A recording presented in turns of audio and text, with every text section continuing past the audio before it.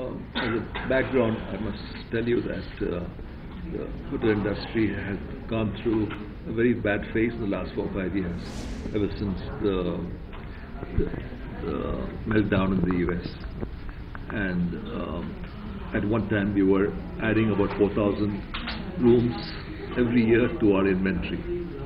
But after the boom started all over the world, that 4,000 went up to about 8,000 to 20,000 rooms. So, which was a good sign because there's a huge shortage of rooms. But unfortunately, because of Lehman, the rooms started coming into the market when the demand, subsided a great deal.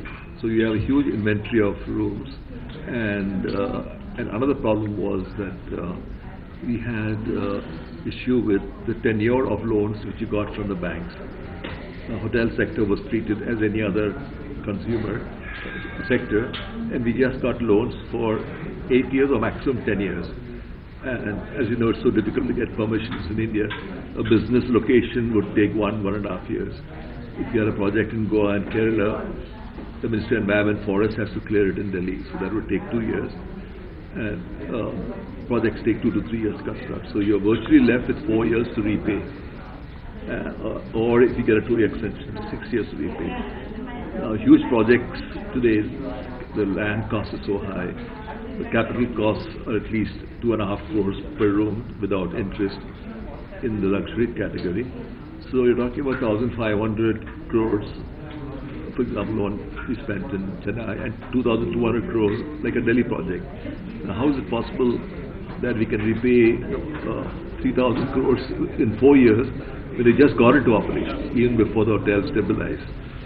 So we've been taking up this issue with the Ministry of Finance through our administrative ministry, the Ministry of Tourism, and they recognized our point of view. And in 2013, the Cabinet Committee on Economic Affairs agreed to put hotels in the infrastructure lending list, just as airports and ports, where they get 15 or even 25 years loans under the 5x25 scheme, if the project cost is more than 500 crores.